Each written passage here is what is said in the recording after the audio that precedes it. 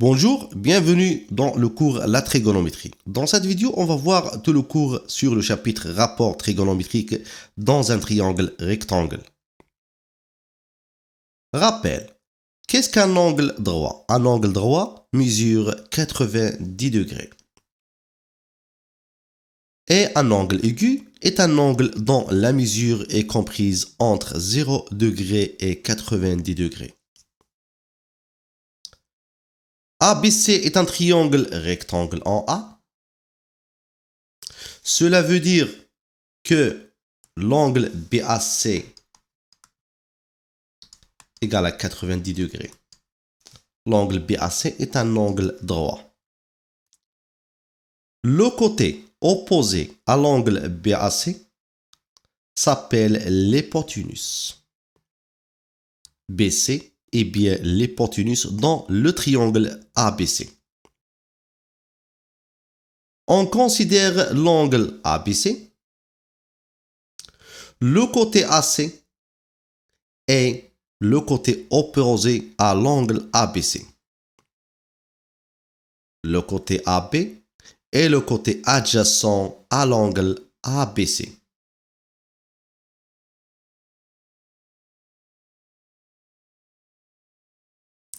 On considère l'angle ACB. Le côté AB est le côté opposé à l'angle ACB. Et le côté AC est bien le côté adjacent à l'angle ACB. Rapport trigonométrique dans un triangle rectangle. On considère un triangle rectangle ABC en A. L'hypoténuse dans le triangle ABC est bien le côté opposé à l'angle BAC, c'est le côté BC. On considère ici, par exemple, l'angle aigu, l'angle ABC. Le côté AC est bien le côté opposé à l'angle ABC. Et le côté AB est le côté adjacent à ABC. Le quotient AC sur BC est appelé le sinus de l'angle ABC. On note ou on écrit sin ABC, mais on le prononce sinus ABC. Et on écrit sin ABC égale à la longueur AC sur la longueur BC. Ça veut dire le côté opposé sur l'hypoténuse. AB sur BC, le côté adjacent sur l'hypoténuse, est appelé le cosinus de l'angle ABC. On note cos ABC, ça veut dire cosinus ABC, l'angle ABC. Et on écrit cos ABC égale AB sur BC. Cos ABC est toujours le côté adjacent, ça veut dire le côté qui touche l'angle ABC sur l'hypoténuse. Pour le sinus et le cosinus, au dénominateur, on a toujours l'hypoténuse. AC sur AB est appelé la tangente de l'angle ABC. On note tangente TAN ABC, ça veut dire tan ABC, l'angle ABC. Et on écrit la tangente ABC égale AC sur AB. Ça veut dire le côté opposé sur le côté adjacent. En remarquant bien pour la tangente, on n'a pas l'hypoténuse. Dans le triangle ABC, le côté opposé à l'angle ABC est bien le côté AC. Le côté adjacent à l'angle ABC est bien le côté AB. L'hypoténuse, c'est le côté opposé à l'angle droit du triangle ABC, c'est le côté BC. Sinus ABC égale le côté opposé à l'angle ABC sur l'hypoténuse. Cosinus ABC égale côté adjacent à l'angle ABC sur l'hypoténuse. En remarquant bien le sinus et le cosinus, on a toujours au dénominateur l'hypoténuse.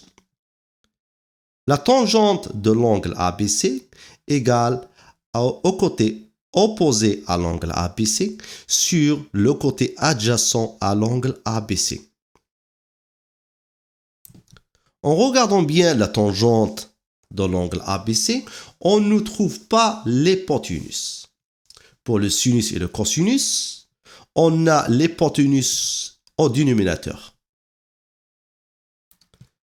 Sin ABC égale le côté opposé à l'angle ABC, c'est le côté AC, sur l'hypoténuse. L'hypoténuse ne change jamais dans un triangle rectangle, c'est le côté BC. Et pour le cosinus de ABC, le cosinus c'est toujours le côté adjacent à l'angle ABC sur l'hypoténuse. Alors, le côté adjacent c'est AB sur BC.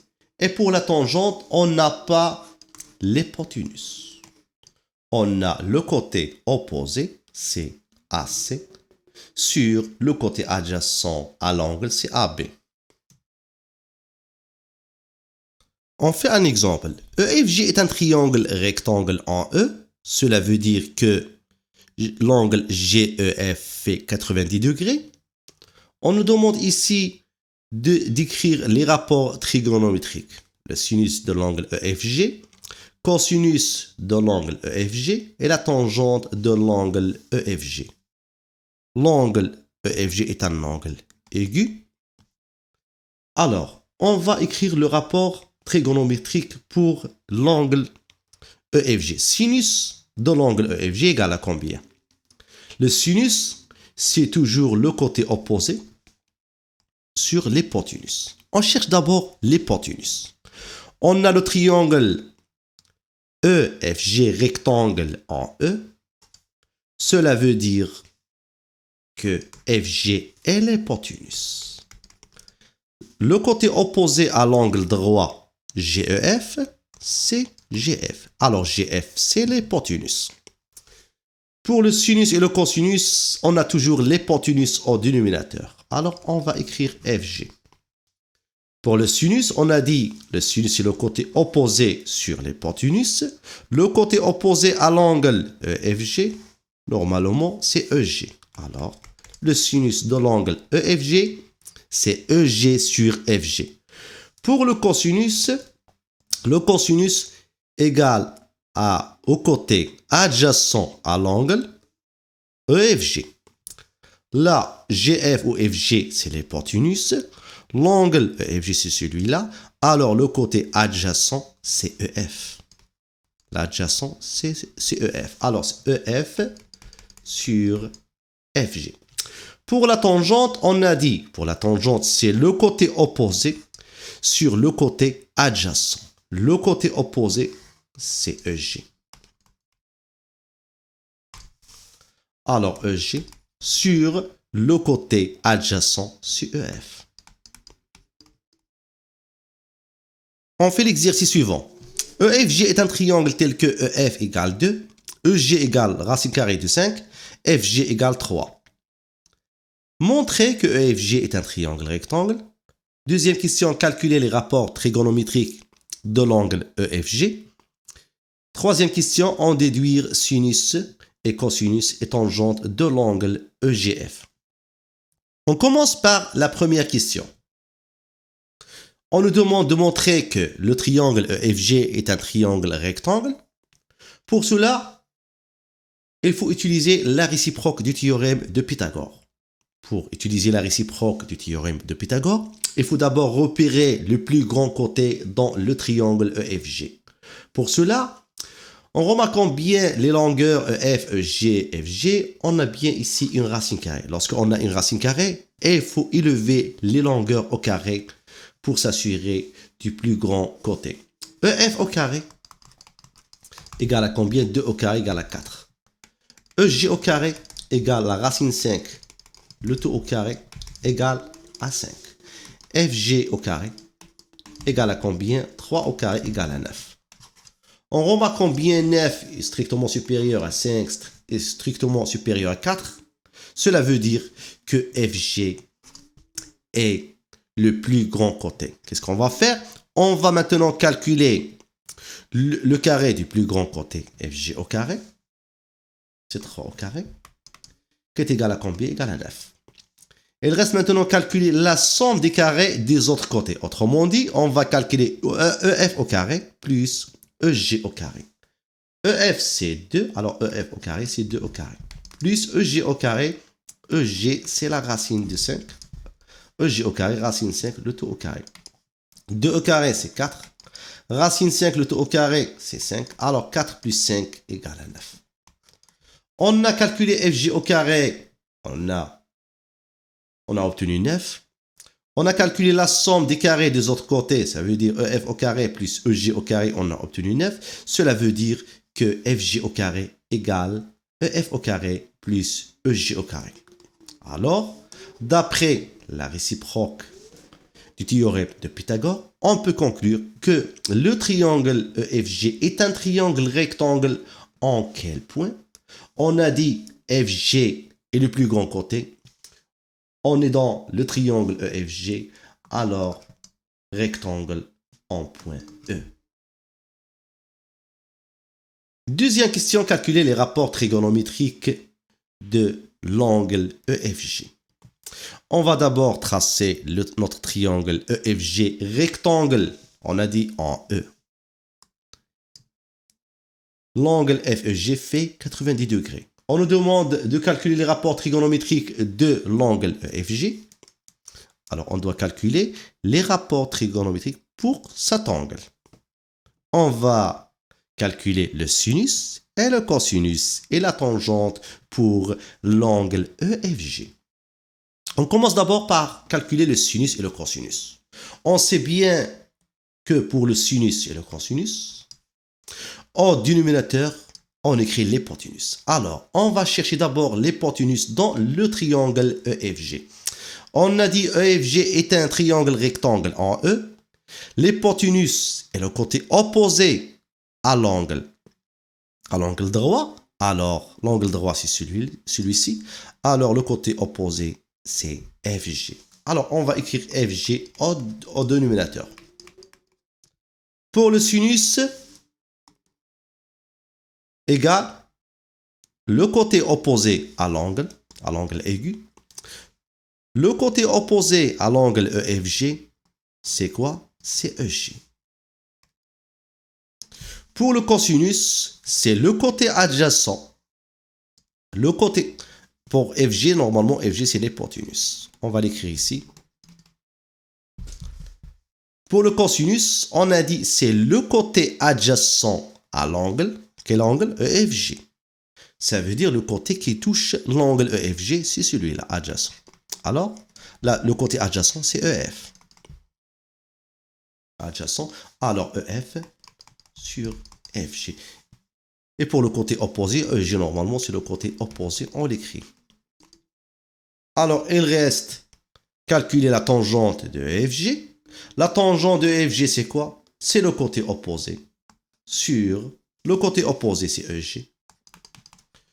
Sur le côté adjacent, c'est EF. Maintenant, qu'est-ce qu'on va faire? On va remplacer les longueurs par leur valeur. EG égale à combien? À la racine carrée de 5. FG égale à 3. Alors, racine 5 sur 3. Pour le cosinus de FG égale EF sur FG, EF c'est 2. Et FG égale à combien? C'est 3. Alors, 2 sur 3. Pour la tangente de l'angle EFG, c'est EG, c'est la racine de 5. Sur EF, on a dit sur 2. Alors, la racine 5 de 2. Sur 2, pardon. Pour la troisième question, on déduire sinus de l'angle EGF, cosinus de l'angle EGF et la tangente de l'angle EGF.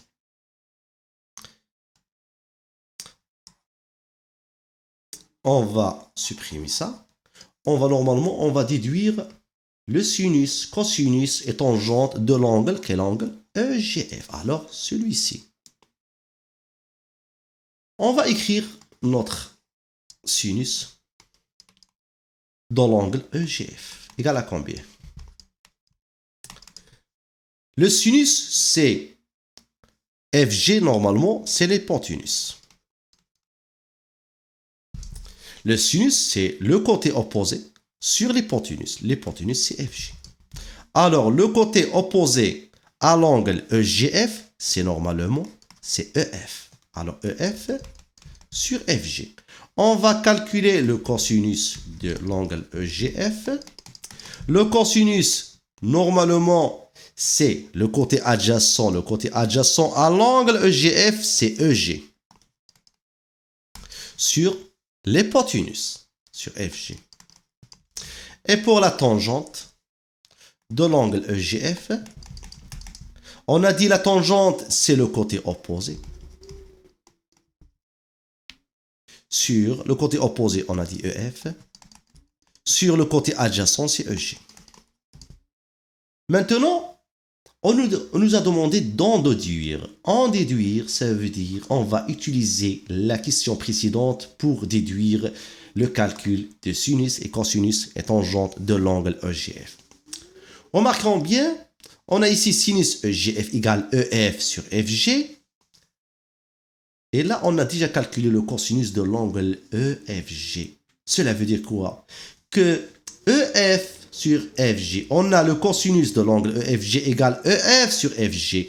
Et le sinus de l'angle EGF égale EF sur FG. Ça veut dire le même quotient. Alors, le sinus de EGF égale cosinus de l'angle EFG égale à 2 sur 3.